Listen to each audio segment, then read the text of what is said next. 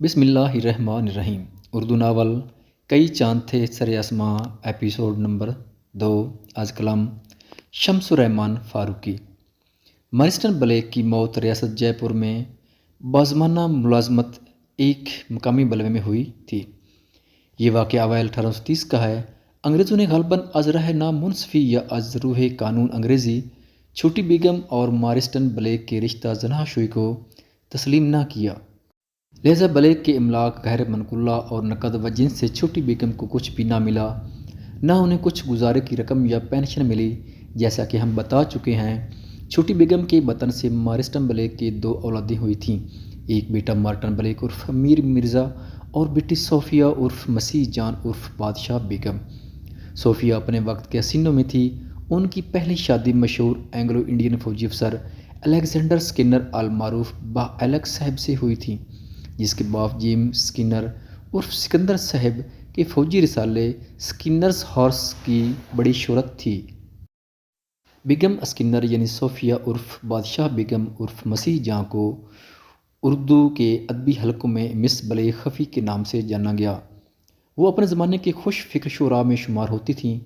ये दोनों भी अपने बाप के तरके से महरूम रहे, लेकिन उसकी एक रिश्ते के चाची और ख़ुद अलेक्जेंडर स्किनर छोटी बेगम ने उनकी कफ़ालत की। सोफिया मारिस्टन ब्लेक के एक बेटा बहादुर मिर्ज़ा नाम का और एक बेटी आमदी बेगम नामी हुई। आमदी बेगम का ईसाई नाम शार्लेट था। उनकी औलादें जयपुर में खुशहाल ज़िंदगी बसर कर रही थीं। कहते हैं कि इस शादी से एक और बेटा मोहम्मद अमीर या अमीर मिर्ज़ा या अमीरुल्लाह भी पैदा हुआ था, लेकिन ये गलत नहीं है। जैसा कि हम ऊपर बयान कर चुके हैं, अमीर मिर्ज़ा तो मारिस्टन ब्लेक के बेटे मार्टन ब्लेक की उर्फियत थी। ये ज़रूर है कि सोफिया उर्फ बादशाह बेगम के दूसरे शोहर का नाम मोहम्मद अमीर या अमीरुल्लाह था। उनके एक बेटा था, लेकिन उसके बारे में कुछ नहीं मालूम, बजज़ इसके कि इस बेटे के एक बेटा हुआ जिसका नाम हसीबुल्लाह कुरैशी था। हसीबुल्लाह की पैदाइश शायद 1890 के आसपास हुई। मुमकिन है कि अमीरुल्लाह पहले शोहर रहे हों और उनके इंतकाल के बाद सोफिया बेगम ने एलेक्स साहब से इनकार किया हो। ये भी मुमकिन है कि अमीरुल्लाह दूसरे शोहर रहे हों या उन्होंने सोफिया ब्लेक से निकाह ना किया हो, उन्हें सिर्फ दाखिल हरम कर लिया हो। हसीबुल्लाह कुरैशी ने अपने बाप का असल नाम और नस्ब क्यों छुपाया और ख़ुद को कुरैशी क्यों करार दिया, ये बात कभी ना खुली। मुमकिन है कि अमीरुल्लाह नस्ब कुरैशी रहे हों, लेकिन हसीबुल्लाह के अमल अखफ़ा से ये गुमान पैदा होना फितरी है कि अमीरुल्लाह और सोफिया उर्फ बादशाह बेगम रिश्ता निकाह में मुनक़िद न हुए थे। बहरहाल यही हसीबुल्लाह कुरैशी बाद में सलीम जाफ़र के नाम से उर्दू के मुमताज़ अदीब, नक्काद और अरूज़ी मशहूर हुए। सलीम जाफ़र ने नज़ीर अकबर आबादी का एक मबसूत इंतखाब गुलज़ार नज़ीर के नाम से हिंदुस्तानी अकेडमी आलाबाद के लिए किया था। ये अब भी कहीं कहीं मिल जाता है। इलावा अज़ीं उन्होंने गालिब और दूसरे क्लासिकी शुरा पर भी लिखा है। फ़ारसी के अलावा संस्कृत और हिंदी भी वो खूब जानते थे, और अंग्रेज़ी तो गोया उर्दू के साथ साथ उनकी पहली ज़बान थी। सलीम जाफ़र का इंतकाल कराची में हुआ। गैर मुनक़सिम हिंदुस्तान में वो अच्छी सरकारी मुलाजमत पर तमक्कन थे। पाकिस्तान में उन्हें अपनी लियाकत के मुवाफ़िक बल्कि इससे कुछ नज़दीक मरतबे का भी काम ना मिला।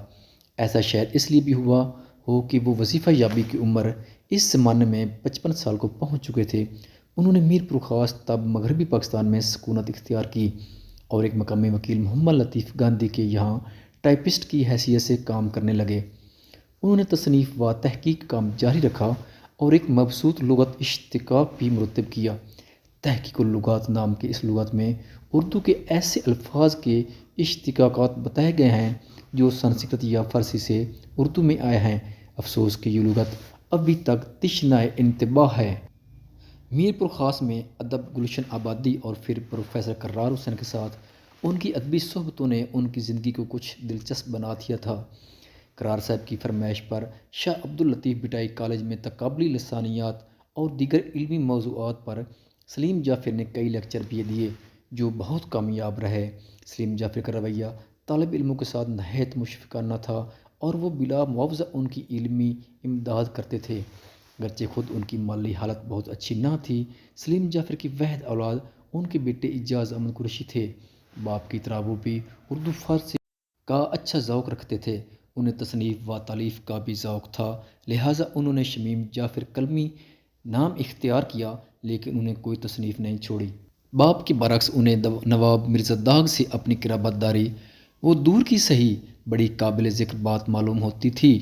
شمیم جعفر نے داغ کی والدہ یعنی اپنی پردادی وزیر خانم کے بہت سے حالات کتابوں، بزرگوں کی یادداشتوں اور بڑے بوڑھوں سے پوچھ پوچھ کر جمع کیے تھے۔ شمیم جعفر اجاز امن قریشی کی شادی سلیم جعفر کی ایک اینگلو انڈین قرابت دار خاتون ہرمینا مارٹائمر کی اکلوتی بیٹی پرڈیٹا مارٹائمر سے ہوئی تھی۔ اس وقت وہ مشرقی پاکستان اب بنگلہ دیش میں کسی چائے کے باغ میں منیجر تھے۔ ایک بار باغ کے مزدوروں نے اپنے میٹ کے کسی برے برتاؤ کی بنا پر ہڑتال کر دی اور ان میں سے تھوڑے بہت کچھ تشدد پر بھی مائل ہو گئے۔ پولیس یا انتظامیہ کی آتے آتے شمیم جعفر کے گھر پر ایک بھیڑ مجتمع ہو گئی۔ شمیم جعفر کو چونکہ اپنے ہر دل عزیزی پر اعتماد تھا، اس لیے وہ کسی خطرے کی پرواہ کیے بغیر مجمع کے سامنے چلے آئے اور مزدوروں کے رہنماؤں سے انہوں نے اتنی خوش اسلوبی اور خوش خوئی سے گفتگو کی کہ ہڑتال وہیں کی وہیں واپس لے لی گئی۔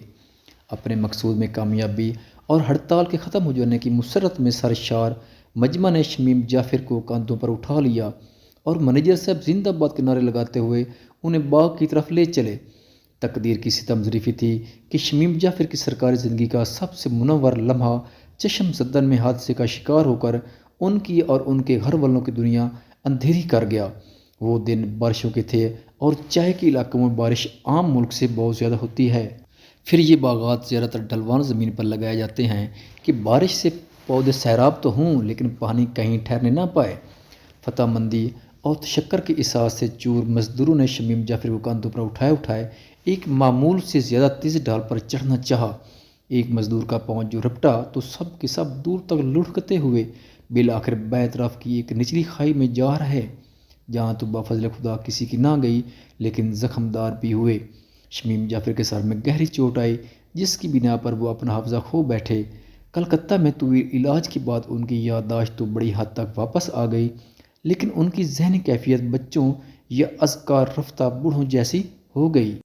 مجبوراً انہیں نوکری چھوڑ کر باپ کے پاس میر پور خاص تب مغربی پاکستان چلا جانا پڑا۔ اپنے خیالوں میں ابھی تک وہ ٹی اسٹیٹ کے بڑے صاحب تھے اور ان کی دوستی بڑے بڑے انگریزوں اور سرکاری افسروں سے تھی۔ وہ ہر شام کو پورے سوٹ بوٹ میں ملبوس ایک ہاتھ میں چھڑی اور دوسرے ہاتھ میں سلگتا ہوا سگار لیے ٹی اسٹیٹ کے کلب گھر کو جاتے۔ ظاہر ہے کہ کلب گھر تو کوئی تھا نہیں، وہاں دور دور تک چائے کی پتی کی مہک بھی نہیں تھی، لیکن شمیم جعفر اپنے خیالوں میں مگن مسکرا کر خود سے انگریزی بولتے ہوئے ساری بستی کا چکر لگا کر رات ڈلے واپس آ جاتے۔ ان کی صحبی وضع قطع پر اتنی سخت کی بنا پر بعض لوگ خاص کر بچے ان کا مذاق اڑانے کے لیے ان سے پوچھتے، بابو جی ٹائم کیا ہوا ہے؟ حتیٰ کہ ان کا نام ہی ٹائم بابو پڑ گیا۔ حادثے کے وقت شمیم جعفر کے بیٹے وسیم جعفر کی عمر کوئی 10-12 سال کی تھی۔ وسیم کی ایک بہن بھی تھی جو بھائی سے کوئی 2 سال بڑی تھی، لیکن وہ ذہنی طور پر کمزور اور جسمانی طور پر بڑی حد تک معذور تھی۔ شمیم جعفر کی دیکھ بھال ان کی بیوی نے اور باپ نے حق المقدور کی، لیکن اب ان کے دن بگڑنے ہی پر آمادہ تھے۔ سلیم جعفر ایک حادثے میں دائیں کولہے کی ہڈی توڑا بیٹھے۔ اس عمر میں اور ان حالات میں اصلاح بھی محال تھی، صحت مندی کا کیا ذکر۔ اب ان کی بہو انہیں بھی دیکھتی، معذور بچی کو بھی، اور ذہنی طور پر معاف شوہر کی بھی نگہداشت کرتی۔ مسلسل پلنگ پر پڑے رہنے کی وجہ سے سلیم جعفر کے سارے بدن پر ابلے اور زخم ہو گئے، جن میں پیپ کے ساتھ ساتھ بدبو بھی پیدا ہو گئی تھی۔ سلیم جعفر جیسے نستعلیق اور نفاست پسند شخص کی یہ گت دیکھنے والوں کو رنجیدہ اور ہراساں کرتی تھی۔ خود ان پر کیا جانے کیا بیتی ہوگی۔ آخرکار حد درجہ معذوری کے عالم میں وہ اپنے ایک رشتے کے ماموں کے یہاں کراچی لے جائے گئے، لیکن اب ان کی حالت معالجے سے زیادہ دعا کی متقاضی تھی کہ انہیں اس دارالحن سے نجات ملے۔ کئی مہینے تک مصیبت جھیلتے رہنے کے بعد انہیں جان آفرین کے سپرد کی۔ بقول بازے سال 1959 تھا، سلیم جعفر نے ایک وصیت نامہ لکھ کر شمیم جعفر کے لیے بہت کچھ انتظام کر دیا تھا اور ضروری کاغذات محمد لطیف گاندھی کے سپرد کر دیے تھے۔ پرڈیٹا اپنے مخبوط الحواس شوہر اور بیٹے کو لے کر انگلستان منتقل ہونا چاہتی تھی، لیکن باپ کے چند ہی دن بعد شمیم جعفر کا بھی بلاوا آ گیا۔ ان کی تکفین و تدفین کے کچھ عرصے بعد پرڈیٹا دونوں بچوں کے ساتھ ایک نانہلی عزیز کے توسط سے انگلستان آ گئیں۔ ماں کی توقع اور امید کے خلاف وسیم جعفر نے خود کو اپنے دادا کی تہذیبی اور ادبی روایات سے پوری طرح سیراب رکھنا پسند کیا اور ان کے علوم و آداب کو شعوری طور پر اور بیش از بیش اختیار کیا۔ وسیم جعفر نے لندن یونیورسٹی کے مشہور ادارے school of oriental and African studies میں کئی سال تک تعلیم حاصل کر کے اردو اور فارسی میں اچھی دستگاہ بہم پہنچائی۔ بولنے کی حد تک تو وہ بہت صفائی اور روانی سے نہایت بامحاورہ اردو بولتے ہی تھے۔ باپ سے ان کی ساری گفتگو اردو میں ہوتی تھی، ماں کے ساتھ بھی وہ انگریزی اردو ملا کر ہی بولتے تھے۔ فرصت کے زیادہ تر اوقات وہ انڈیا آفس لائبریری میں 18ویں اور 19ویں صدی کے کاغذات کو الٹنے پلٹنے میں گزارتے۔ اب وہ برٹش لائبریری کا حصہ بنا دی گئی ہے، لیکن پرانے لوگ اسے اب بھی انڈیا آفس لائبریری کے نام سے پکارتے ہیں۔ وسیم جعفر کئی سال سے شمالی ہندوستان میں 18ویں 19ویں صدی کے بعد ایسے خاندانوں اور گھرانوں کے حالات ڈھونڈنے میں مصروف تھے جو اپنے زمانے میں تو بہت نمایاں تھے، لیکن اب وقت نے انہیں اوراق کے ملبے میں داب دیا تھا اور ان کے نام اب اگر کسی کو معلوم تھے تو وہ محض چند اختصاصی مورخین ہی تھے۔ ان میں سے بعض تو انگریزوں کی سرپرستی میں خوب پھلے پھولے، لیکن اپنے ہی نااہل اخلاق کی بنا پر تباہ یا گمنام ہوئے۔ بریلی کے راجہ رتن سنگھ زخمی، کڑماتک پور کے رائے بالم کند شہود، بنارس کے صاحب رام خاموش، باندہ کے علی بہادر خان، فرخ آباد کے تجمل حسین خان، فیروز پور ترکا اور لوہارو کے شمس الدین احمد خان اور روز میر خانم، خاص گنج کی کرنیل گارڈنر، ان کی بیگم جو نواب کھمبیت کی بیٹی تھیں، اور ان کی بہو جو فردوس منظر شاہ عالم بہادر شاہ ثانی کی بیٹی تھیں اور شاہ عود کی مہربانیوں اور اپنے پہلے شوہر کی زیادتیوں سے متنفر ہو کر کرنیل کے بیٹے کے ساتھ چلی آئی تھیں۔ دہلی کے اسام الدین حیدر اور ان کی اولاد دیوان فضل اللہ خان وسیم جعفر خود سے پوچھتے تھے کہ کیا سیاسی وجوہ سے قطع نظر بھی نئے ہندوستان کے عروج میں ان لوگوں کا زوال لازمی تھا، اور اب ہم لوگ ان سے جتنی دوری پر ہیں وہاں سے میں لوگ کیسے نظر آتے؟ آج ان کی شبیوں پر ماضی کی سیاہ دھند ہے یا تمنا کی گلابی دھند ہے؟ یہ لوگ اپنے بارے میں کیا سوچتے تھے؟ وہ خود کو کیا سمجھتے تھے اور اپنے عہد کی کس روشنی میں دیکھتے تھے؟ کیا انہیں کچھ اندیشہ یا تصور تھا کہ ان کی تہذیب کی ردا اس طرح پارا پارا ہونے والی ہے کہ ان کا نظام اقتدار جلتے ہوئے ملک کا گاڑھا دھواں بن کر سمندر میں تحلیل ہو جائے گا، اور اس سے جو انقطاع پیدا ہوگا اس کی خلیج میں حافظے زائل ہو جائیں گے اور یاد میں گم ہو جائیں گی؟ وسیم جعفر کو یقین نہ تھا کہ انہیں اپنے سوالوں کے جواب مل سکیں گے، لیکن وہ اس بات کے بھی قائل نہ تھے کہ ماضی ایک اجنبی ملک ہے اور باہر سے آنے والے اس کی زبان نہیں سمجھ سکتے۔ وہ کہتے تھے کہ پرانے لفظوں کو نئے لفظوں میں بیان کیا جا سکتا ہے، بس ہم آہنگی اور ہم آغوشی چاہیے۔ اور بعض ایسے تھے جو 1857 کے پہلے یا بعد حاکمان فرنگ کی تہہ جور اور رستم عدل نما کی ترازو پر تلے اور کم وزن پائے گئے۔ انہیں امید تھی کہ ان کی داستاں وہ کبھی قلم بند بھی کر سکیں گے۔ آج ایسے گھرانوں کے نام صرف اختصاصی مورخین ہی کو معلوم ہیں، لیکن اپنے وقت میں یہ خانوادے علم اور فن، خاص کر شاعری، مصوری اور موسیقی کا گہوارہ تھے۔ ان کے کاغذات اور کتابیں اگر دیکھی جاتی تو ہند اسلامی تہذیب کے نہ جانے کتنے گوہر بے بہا ان میں خفتہ اپنی موت کا انتظار کرتے ہوئے نظر آتے۔ وسیم جعفر کے سامنے چند نام تھے جن پر وہ ہر وقت کچھ نہ کچھ پڑھتے یا ڈھونڈتے رہتے تھے۔ اب کالج میں جم کر تعلیم لینے کے باعث وہ بہت اچھی ادبی اردو لکھنے اور سمجھنے بھی لگے تھے۔ وزیر خانم اور ان کے خاندانی حالات کے بارے میں انہوں نے اپنے دادا سے کچھ کہانیوں کے روپ میں تو کچھ باپ دادا کی گفتگوؤں کے ذریعے بہت کچھ سنا تھا۔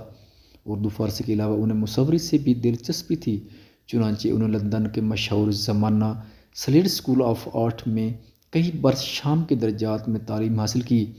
پھر انہیں محسوس ہوا کہ ان کا اصل میدان مغل طرز کی مصوری ہے۔ یہاں بھی انہوں نے بہت تگ و دو کے بعد اچھی دستگاہ حاصل کر لی، اور بالآخر وکٹوریہ اینڈ البرٹ میوزیم میں وہ 19ویں صدی کے ہندوستانی اور کونکنی مصوری کے شعبے میں نائب نگراں مقرر ہوئے۔